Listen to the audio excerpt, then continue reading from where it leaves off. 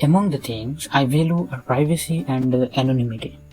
निजता, प्राइवेसी, गुमनामी, एनोनिमिटी 2 ऐसी चीज है जिनको मैं वैल्यू करता हूँ. Both are lost when I allow myself to be carried about in a गाड़ी कार. और ये दोनों खो जाते हैं जब मैं किसी कार में होता हूँ.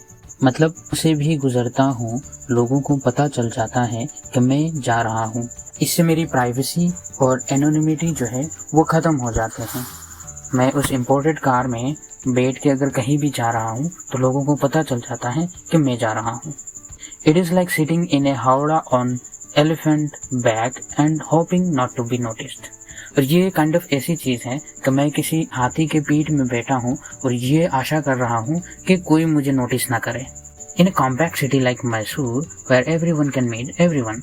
मैसूर सिटी जो कि बहुत ही घनी है, जहाँ हर कोई हर किसी को जानता है, हर कोई हर किसी से मिल सकता है. Movements become known to the whole town. किसी का भी मूवमेंट, चलना, यहाँ से वहाँ जाना, इधर से उधर जाना क्या हो जाता है, सबको पता चल जाता है.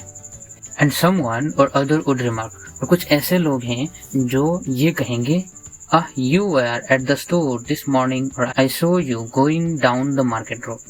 जो कहेंगे कि आप उस दुकान पे थे इस सुबह, या फिर मैंने आपको बाजार के रास्ते जाते देखा. तो ऑथर यहाँ मैसूर सिटी की डिस्क्रिप्शन दे रहे हैं कि ये शहर इतनी एक दूसरे से जुड़ी हुई है कि हर किसी को किसी दूसरे की मूवमेंट पता होती है. No harm normally speaking in such observation or inquiry, but in my case it leads to complications, embarrassment, since I generally avoid all public engagements and invitation with the excuse that I will be away at Bangalore. ऐसी बातें करना, like मैंने आपको उस दुकान पे देखा है, मैंने आपको रास्ते पे जाते देखा है, कोई हार्म नहीं है, कोई नुकसान नहीं है. लेकिन मेरे केस में कभी कभी ये शर्मिंदा कर देता है मुझको, क्योंकि मैं पब्लिक गैदरिंग और इनविटेशन जो है, दावत वगैरह को अवॉइड करता हूँ और ये एक्सक्यूज़ बनाता हूँ कि मैं उस दिन शहर में नहीं रहूँगा. शहर से दूर बेंगलोर जो कि 100 मील दूर है वहाँ रहूँगा, या फिर मद्रास में रहूँगा, या फिर दिल्ली में रहूँगा. Depending upon the persistence of the man asking me. उसकी परसिस्टेंस, उसकी जिद पर डिपेंड करता है कि मैं किस शहर का एक्सक्यूज़ करूं. यानी अगर कोई बहुत ज़्यादा जिद कर रहा है तो मैं बोल देता हूं कि मैं दिल्ली में हूं, और अगर उससे थोड़ा कम कोई जिद कर रहा है तो मैं बोल देता हूं मैं मद्रास में हूं उस दिन. ऑथर को ये दिक्कत होती है कि अगर वो किसी से ये एक्सक्यूज़ बनाया कि मैं उस दिन आपके इनवाइटेशन में नहीं आ सकता क्योंकि मैं शहर में नहीं रहूँगा, और फिर वो अपनी इम्पोर्टेड कार लेके निकल गए, तो कोई भी उनको नोटिस कर लेता है. Apart from all these, I was in constant dread lest my driver should feel inspired to test my car's special virtue of being able to attain full speed in 2 minutes. और इन सब डर के अलावा मैं एक और चीज़ से डरा हुआ था कि कहीं मेरा जो ड्राइवर है वो कभी मेरे गाड़ी की जो फुल स्पीड है उसको टेस्ट करने के लिए कोई स्टंट न कर दे. At the workshop, could not help noticing the battered remains of many cars which had tried all facility on our roads.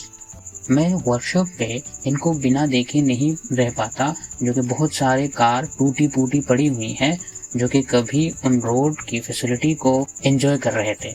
मतलब मैं वर्कशॉप पे जब जाता हूँ तो बहुत सारे कार टूटी फूटी दिखता है मुझे, जो कभी बहुत आराम से रास्ते पे चल रहे थे और ऐसे किसी ने स्टंट किया, एक्सीडेंट हुआ और वो अभी वर्कशॉप पे टूटी फूटी पड़ी हुई हैं.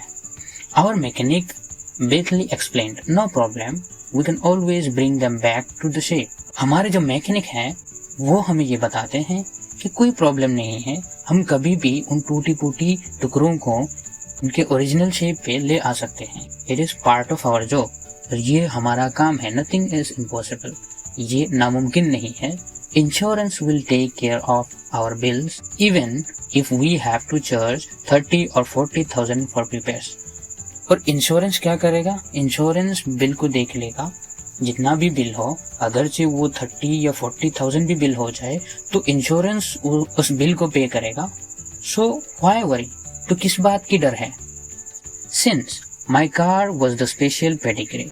क्योंकि मेरा जो कार है वो एक स्पेशल ब्रांड का था, It was inadvisable to allow any ordinary workshop to open the bonnet. इसीलिए मैं उसको किसी ordinary एयर गैरे वर्कशॉप पे उसका बोनेट नहीं खोल सकता.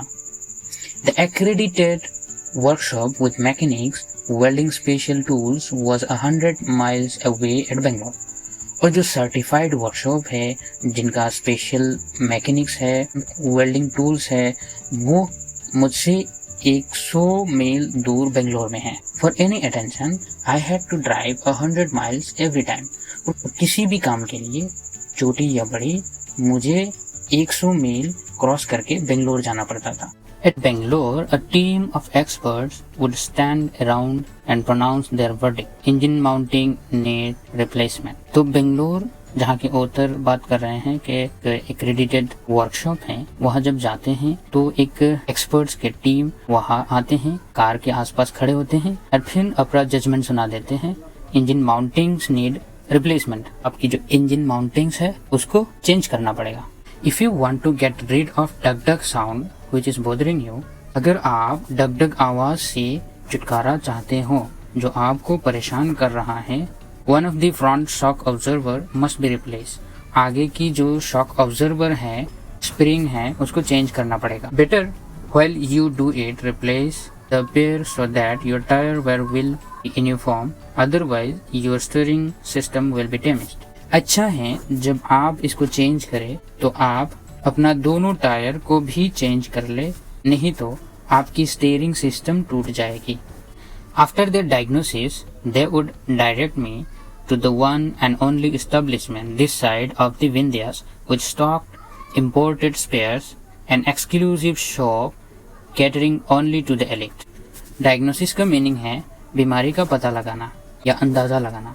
तो वो लोग जब बीमारी का अंदाजा लगा देते हैं तो वो लोग मुझे दिशा दिखाते हैं ऐसी जगह की तरफ जो विंध्यास के इस तरफ एक लौती ऐसी शॉप है जहां इंपोर्टेड स्पेयर पार्ट्स स्टॉक मिलते हैं. ये एक स्पेशल शॉप है जो सिर्फ एलीट पीपल को सर्व करते हैं. एलीट पीपल कहते हैं समाज के उच्च वर्ग के लोग जिनके पास दौलत एंड शोहरत दोनों होते हैं. They could toss across the counter anything you wanted from a little screw to a whole engine. वो लोग कुछ भी प्रोवाइड कर सकते हैं, एक छोटे से स्क्रू से लेकर पूरी इंजन तक, at a price fit, एक फिट दाम पर. Indeed for royalty still on their thrones. और उनके सिंहासन पे रॉयल्टी अब भी है. A customer entering this shop was expected to be lofty-minded and discreet enough not to question the price, but with his cash with an air of amused nonchalance and even benevolence. एक customer जो इस दुकान पे enter करता है उसको expect किया जाता है, आशा किया जाता है कि उसका माइंड इतना बुलंद हो कि वो प्राइस के बारे में न सोच के बस पार्ट्स के बारे में पूछे खुशी के साथ. मतलब इस दुकान में बस अमीर लोग ही आते हैं जो बार्गेनिंग नहीं करते, बस उनको अच्छे पार्ट्स मिल जाए, चाहे कुछ भी दाम ले वो खुश हो जाते हैं. I began to fear that at this rate I was obliged to visit the workshop every other week to shed my savings. तो मैं डरने लगा था अगर इस स्पीड से, इस रेट से हर दूसरे हफ्ते मैं अपने जमा पूंजी गंवाने के लिए वर्कशॉप जाता रहूं. I should soon reach brink of bankruptcy effortlessly. कहीं बहुत ही जल्दी मेरा दिवाला ना निकल जाए बिना किसी मेहनत के. Effortlessly. I seemed to have let myself into a strange world, peopled by a class of high priests and voodoo men. मुझे ऐसा लगता था कि मैं एक स्ट्रेंज अनजान दुनिया में आ गया हूँ जो कि प्रिस्ट, पंडित और झाड़फूक करने वाले लोगों से भरी हुई हैं. Workings of whose mind I could never fathom. और जिनके दिमाग में क्या चल रहा है मैं कुछ समझ नहीं पा रहा था. बट स्टिल हु हैड स्वे ओवर मी. और स्टिल मुझ पे कुछ भूत प्रेत ने असर कर ली हैं, मैं उनके वश में चला गया हूँ. यहाँ ऑथर क्या कह रहे हैं, वो जो इतना खर्चा कर रहे हैं, हर हफ्ता उनको जाना पड़ता है, इससे उनको लग रहा है कि वो अलग एक दुनिया में चले गए हैं जिस दुनिया के बारे में ना उनको पता है ना कुछ समझ में आ रहा है. वो चाहते हैं उधर से बाहर आना और फिर भी नहीं आ पा रहे हैं. वो काइंड ऑफ उनको किसी भूत प्रेत ने अपने वश में कर दिया.